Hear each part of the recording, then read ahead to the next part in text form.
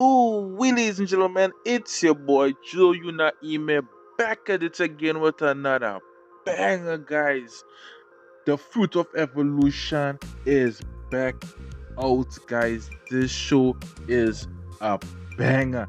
If you guys have not seen season one, I'm telling you guys, you need to go and watch season one now before you guys watch season two, or even listen to this video.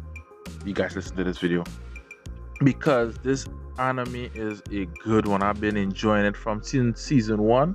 So I'm gonna give you what season two is about and how season two began. Let's get right into it, guys. Season two begin with a beautiful fight scene. We get to see Seiichi actually fighting against a very strong opponent that we had never seen in season one at all. This battle was actually being taken place in a real ominous looking area with a real kind of hellish vibes, and we see Seiichi was actually struggling against his opponent as they was exchanging blows at each other.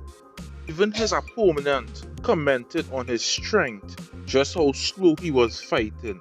So it actually showed the power difference between Seiichi and his opponent.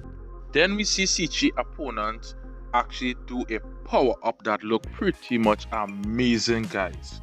It was a banger move, guys, because he just hit a slash, then all of a sudden we saw Seiichi block that slash, and we just saw his opponent up on him, and his opponent just told him that he was shocked that he actually blocked that move and that Seiichi actually still had that amount of power left in him.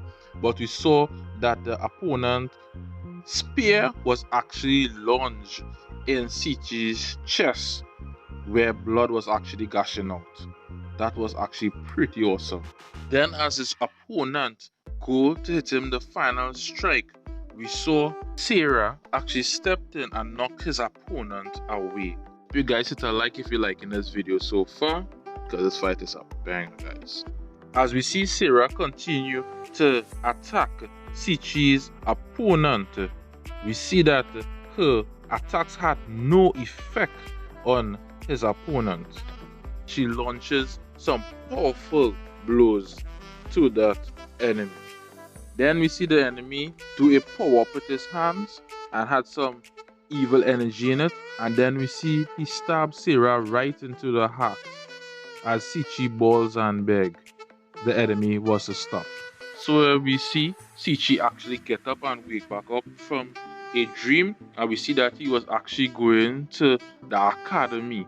That is where the other classmates are at, who are considered as heroes to that area and to the king of that country. All who never seen season one, the fruit of evolution, show began where Seiichi and his other classmates was actually at school, and then all of them was teleported straight into another world, right? Seiichi, he was actually separated from all the other classmates, and he was actually given a extra special ability since he was grouped up by himself, because all the other classmates was actually grouped up in pairs of 3, right? When Seiichi ended up in the Netherlands, in another world, he was introduced to the evolution fruit. That's when he was actually looking for something to eat because he was really hungry. He actually had to fight some monkeys to be able to gain the evolution fruit. Every time Seiichi had eats an evolution fruit, that is where he would actually get a power up and he would gain new abilities as his appraisal talks to him. So Seiichi had become real overpowered in a real short time. A person supposed to only be able to eat about 9 evolution fruit, and if they eat 10 evolution fruit, a person supposed to be able to die, right?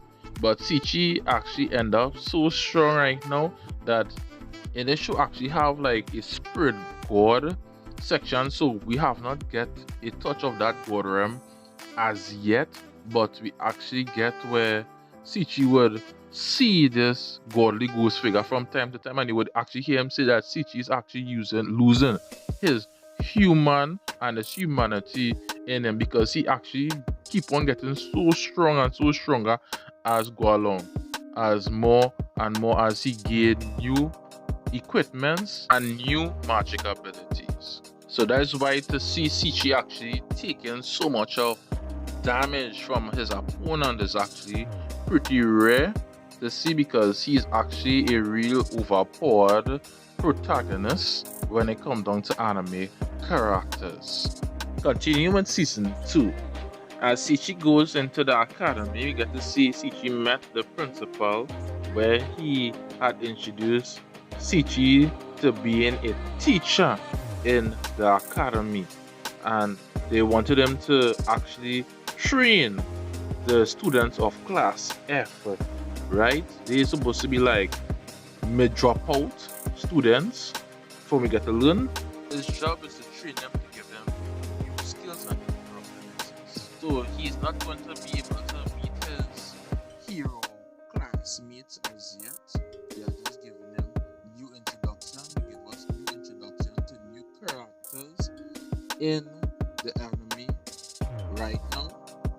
Also, we get to see 2 of the demons actually going to come to the demon who is going to come into the human world to actually try to kill out all the hero students at the academy.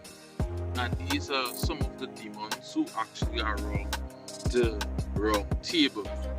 And as we learned from season 1, the human live in the human world, the demons live in the human world, but it's not demons who actually want to have peace with the humans. We have demons who is against what against and fighting with the humans, because I believe that is how it was from back then, and it should always stay like that.